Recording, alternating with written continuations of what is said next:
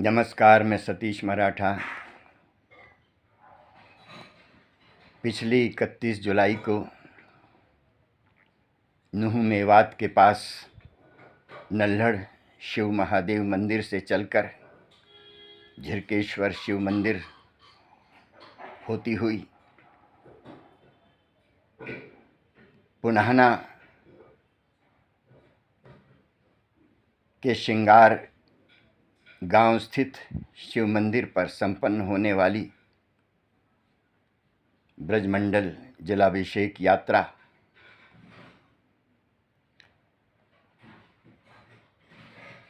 हिंदू मुस्लिम दोनों समुदायों के कुछ उग्र लोगों के बीच पैदा हुए तनाव, टकराव, पथराव, खूनी हिंसा और आगजनी के कारण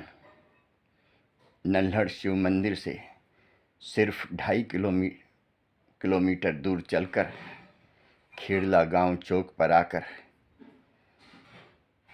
भंग हो गई थी, अधूरी रह गई थी। उसी ब्रजमंडल जलाभिषेक शोभा यात्रा के आयोजक विश्व हिंदू परिषद और बजरंग दल जैसे धार्मिक संगठनों ने आने वाली 28 अगस्त को वही खेड़ला चौक पर 31 जुलाई को भंग हो गई सांप्रदायिक हिंसा के कारण अधूरी रह गई, नष्ट हुई उसी जलाभिषेक यात्रा को निकालने का ऐलान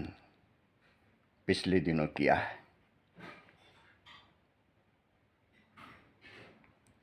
जो उसी तरह से नुह मेवात के पास स्थित नल्हड़ शिव मंदिर से चलकर झिरकेश्वर मंदिर होती हुई पुनाहना के पास श्रृंगार शिव मंदिर तक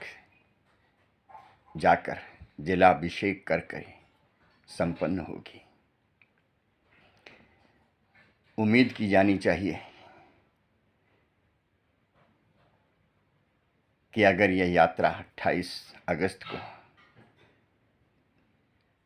नल्हड़ शिव मंदिर से प्रारंभ हुई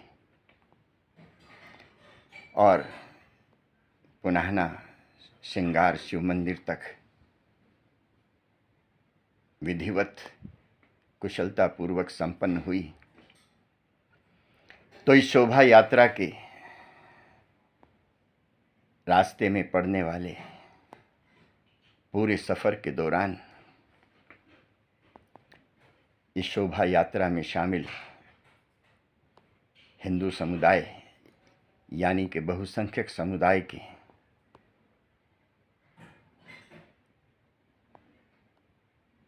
लोग, खासकर वो युवा जो पिछली शोभा यात्रा में कहा जाता है कि तलवार, डंडे और दूसरे हथियार लहराते हुए गाड़ियों की छतों पर, गाड़ियों की खुली खिड़कियों पर खड़े हुए लहरा रहे थे। जय श्री राम के भड़काऊ, तनाव पैदा करने वाले, सांप्रदायिक टकराव पैदा करने वाले, सांप्रदायिक सौहार्द को बिगाड़ने वाले आक्रामक नारे लगा रहे थे। इस बार वो जय श्री राम के नारे शोभा यात्रा के दौरान उस आक्रामक, उस सांप्रदायिक तनाव और टकराव के अंदाज में नहीं, बल्कि सरलता, सौम्यता, सभ्यता, अमन, शांति और सद्भावना के अंदाज में लगाते हुए दिखेंगे। क्योंकि जिन भगवान श्री राम के पवित्र नाम पर जय श्री राम के नारे उस शोभा यात्रा में पिछली बार लगाए गए थे। वो भगवान श्री राम के सौम्य स्वभाव, उनके सौम्य आदर्श गुणों, उनकी आदर्श कर्म और लीलाओं के अनुरूप नहीं थे। भगवान श्री राम के पवित्र राम नाम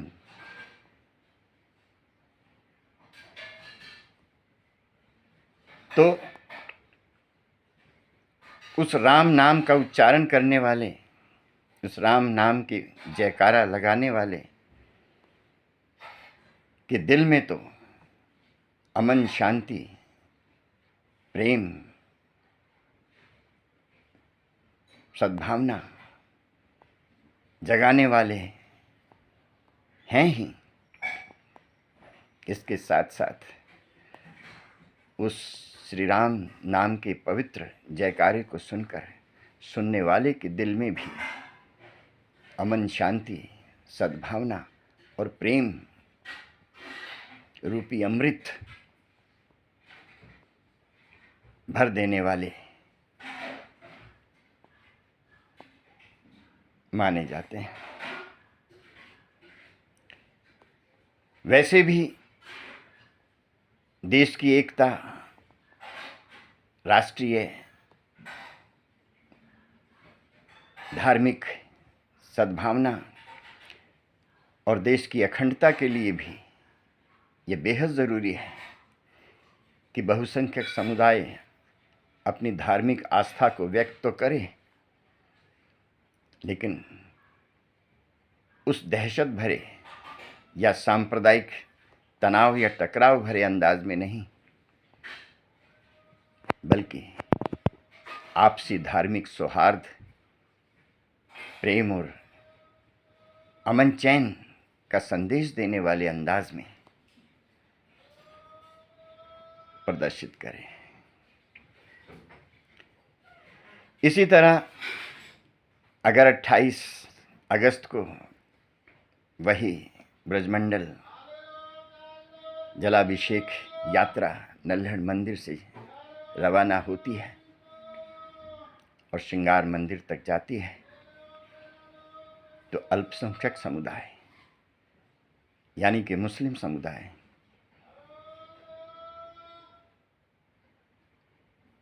से भी ये उम्मीद की जाती है कि वो पिछली बार की तरह उनके कुछ उग्र लोग इस जलाभिषेक यात्रा का हज़रत मोहम्मद और कुरान हदीस की इंसानियत भरी, अमन, शांति और मोहब्बत भरी शिक्षाओं के अनुसार इस जलाभिषेक यात्रा के पूरे मार्ग,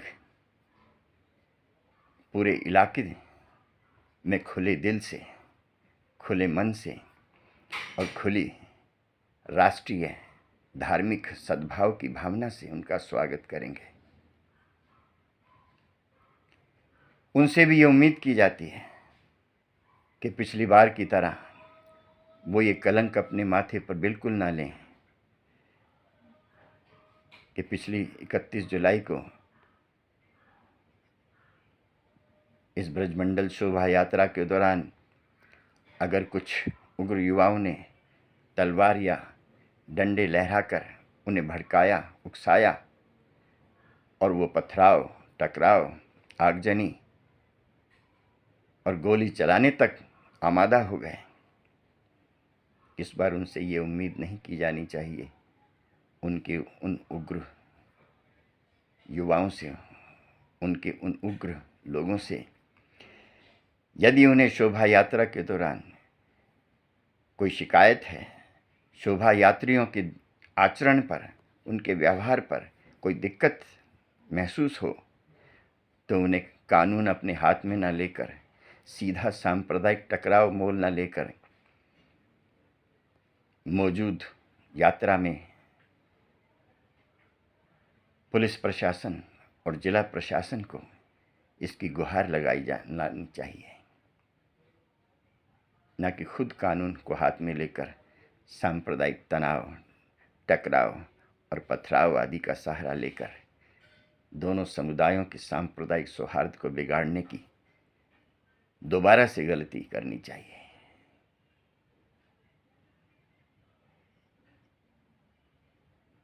इसी में ही